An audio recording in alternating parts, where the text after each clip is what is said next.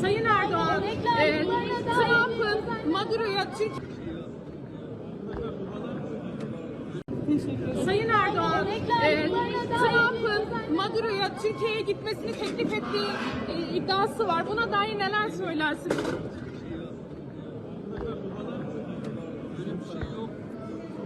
Böyle iddiaları da ABD'li senatör söyledi. Size gelmedi o zaman.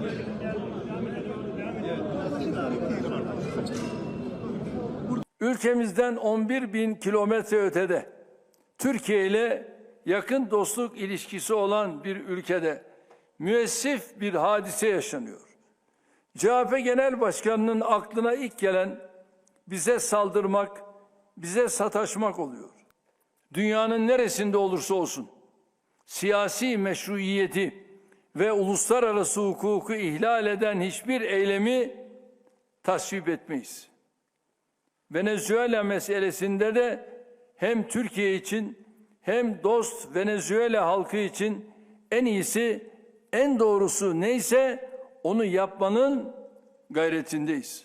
Ülkelerin egemenlik haklarının ihlal edilmesi ve uluslararası hukukun çiğnenmesi küresel düzeyde ciddi komplikasyonlara yol açabilecek riskli adımlardır. Amerikan Başkanı Sayın Trump'la telefon görüşmemizde de ülkemizin hassasiyetlerini kendisine ilettik. Who's in charge of Venezuela right now? Have you spoken to the newly sworn-in president there, Rodriguez?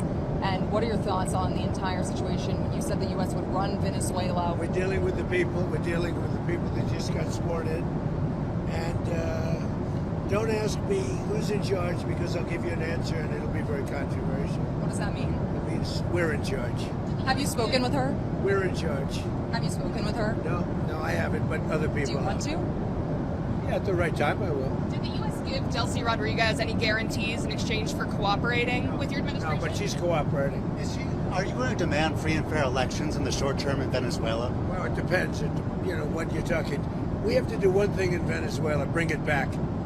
It's a dead country right now. It's a country that, frankly, we would have been, if I had lost the election, we would have been a dead country. We would have been Venezuela on steroids. Venezuela right now is a dead country. We have to bring it back. And we're going to have big investments by the oil companies to bring back the infrastructure. And the oil companies are ready to go.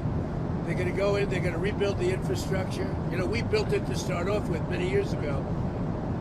They took it away. You can't do that. You can't do that with me. They did it with other presidents. How soon do you think an election can take place in Venezuela? How soon can an election take place? Well, I think we're looking more at getting it fixed, getting it ready first, because it's a mess. The country is a mess. It's been horribly run.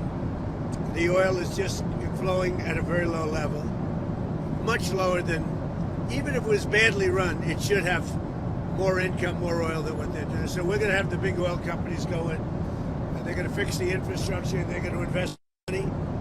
We're not going to invest anything. We're going to just take care of the country. We're going to cherish the country. We're going to take care, more importantly, of the people, including Venezuelans that are living in our country that were forced to leave their country. And they're going to be taken very good care of. Yes, ma'am. Have you spoken with the oil companies about going into Venezuela? Have you received any commitments? Any commitments from the oil companies? We want to go in so badly. Did you speak with them before the operation took place did you maybe tip them off about what was coming? And they want to go in, and they're going to do a great job for the people of Venezuela. And they're going to represent us well.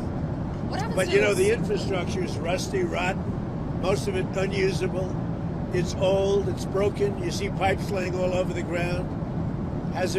Nothing's been invested for years. Chevron's in, as you know, they've done a good job, but even they haven't been in a position to invest money because they're at a month-to-month basis. What happened, Mr. They're only there because I wanted them to be there. Are there any contingencies in case the military in Venezuela is unhappy with the U.S. and the way it's running Venezuela? Do you guys have plans for anything? So Venezuela thus far has been very nice, but it helps to have a force like we have. We were ready for a second wave. We were all set to go, but we don't think we're going to need it. There's about 17 billion worth of oil reserves in Venezuela. Is More. that going to be? You mean trillion? And is that going to be Did you something? say billion or trillion? I said billion. You said 17 billion? It's much more than that. Okay, so what is going to happen to those reserves? Well, we're going to run everything. We're going to run it, fix it. We'll have elections at the right time. But the main thing you have to fix, it's a broken country. There's no money. There's inflation. Like we would have had, if I didn't win this election, we would have been Venezuela on steroids. Lindsay would know that. You might say something on that because we were talking before. We would have had a doubling up of very bad things that cost us a lot of money, like welfare, frankly. We wouldn't have had jobs. And instead of having $18 trillion in, we would have had at least $5 to $10 trillion leaving the country. So our costs would have gone up, and all of the money we're setting a record. It's long broken. And that's it. That's after 10 months. We haven't included the 11th month yet. One thing that Americans and a lot of people are wondering, you just sounded like you weighed out another strike, another land strike at least in Venezuela. You sound like you weighed that out. But Well, we didn't need it. We were prepared to do a second strike if we needed it. We're totally prepared. But that's off We're the table. still prepared. That's off the table now. No, it's not. If they don't behave, we will do a second strike. Will you demand The that the question is Venezuelans that the American troops, are they going to be on the ground? They're doing any kind of peacekeeping? I think Americans are very... It depends on what happens. It depends a little bit on the new administration, if you want to call it. So if you see that pushback from Rodriguez and ultimately... Well, I don't think there was pushback. I think that She frankly, called it... you hear a different person than I hear. Really? So you have spoken with her? We talked to them, yeah. Oh, you did speak with her? They've been very good. Because she called it kidnapping of Maduro. It's all right. It's not a bad term. When you were speaking at the RNC back in 2016, Go ahead, what did I say? you were criticizing regime change and nation building, the U.S. being involved in that. It seems obviously that your stance has changed on that. What led to that? And is the U.S. nation building now? Is that This isn't a country that's on the other side of the world. This isn't a country like where you have to travel 24 hours in an airplane. This is Venezuela. It's in our area. The Don Road Doctrine. So is that what you would say, that we're in the business of nation building now? We're in the business of having countries around us that are viable and successful, and where the oil is allowed to freely come out because that's good. It gets the prices down. That's good for our country. Now we have a very sick neighbor. It's not a neighbor, but it's close to a neighbor, and that's Venezuela. It's very sick. Colombia is very sick too, run by a sick man who likes making cocaine and selling it to the United States.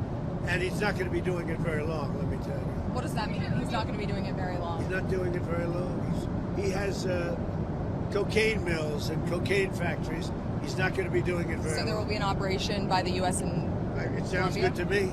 Secretary Rubio mentioned Cuba yesterday. They kill a lot of people, yeah.